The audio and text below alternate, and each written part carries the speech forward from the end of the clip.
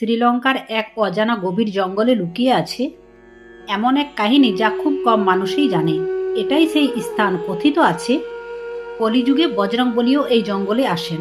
আমরা সবাই বিশ্বাস করি হনুমানজি হিমালয়ে বাস করেন, কিন্তু খুব কম মানুষই জানে একটি গোপন প্রতিশ্রুতি রক্ষা করার জন্য তিনি আজও এই জঙ্গলে বসবাসকারী কিছু বিশেষ মানুষের সঙ্গে দেখা করতে আসেন। কারা তারা, আর হনুমানজির সঙ্গে তাদের সম্পর্কই বা কী? এই সত্যটি জানলে আপনার শরীরও শিউরে উঠবে।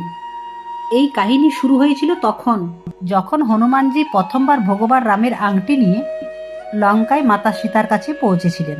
বার্তা পৌঁছে দেওয়ার পর রাবণের শক্তি পরীক্ষা করার জন্য তিনি অশোক বাটিকা ধ্বংস করতে শুরু করেন। রাবণের সৈন্যরা আতঙ্কে ছুটোছুটি করতে থাকে। রাবণের পুত্র ইন্দ্রজিৎ ব্রহ্মাস্ত্র প্রয়োগ করে হনুমানজিকে বন্দি করে এবং তাকে রাজদরবারে হাজির করা হয়। সেখানে তাকে অপমান করার জন্য রাবণ তার লেজে আগুন লাগিয়ে দিয়েছিলেন, কিন্তু সেটাই ছিল রাবণের সবচেয়ে ভুল। হনুমানজি তার লেজের আকার এতটাই বিশাল করে নেয় যে তার পুরো সোনার লঙ্কাকে ঘিরে ফেলে। চোখের পলকে সেই অহংকারী নগরী পুড়ে ছাই হয়ে যায়। লঙ্কা যখন আগুনে ছাই হয়ে যাচ্ছিল, হনুমানজির শরীর তখনও ক্রোধ ও আগুনে জ্বলছিল। বিশ্রামের জন্য তিনি লঙ্কার কাছে অবস্থিত এই ঘন জঙ্গল বিদ্যুৎ পর্বতের দিকে চলে যায়। সেই সময় পুরো লঙ্কা তার প্রাণের শত্রু হয়ে উঠেছিল, কিন্তু সেই জঙ্গলে বসবাসকারী মাতঙ্গ গোত্রের আদিবাসীদের পূর্বপুরুষরা ভয় না পেয়ে নিঃস্বার্থভাবে তার সেবা করেছিলেন। এই মানুষগুলো ছিল সমাজ থেকে সম্পূর্ণ আলাদা। তারা হনুমানজিকে ফল খাইয়েছিল, জল পান করিয়েছিল এবং তার ক্লান্তি দূর করেছিল। যেখানে তাকে সবাই রাক্ষস মনে করছিল, সেখানে এই আদিবাসীদের নিখাম ভালোবাসা দেখে হনুমানজির হৃদয় ছুঁয়ে যায়।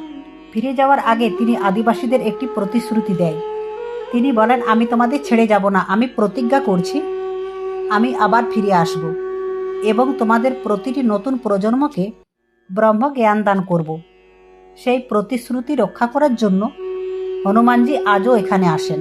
এই আদিবাসী সমাজের আজও বিশ্বাস, প্রতি 41 বছর অন্তর হনুমানজি তাদের দর্শন দেন। শেষবার তিনি 2014 সালে এই আদিবাসীকে দর্শন দিয়েছিলেন এবং বলা হয় আগামীবার আবার 2055 সালে আসবেন।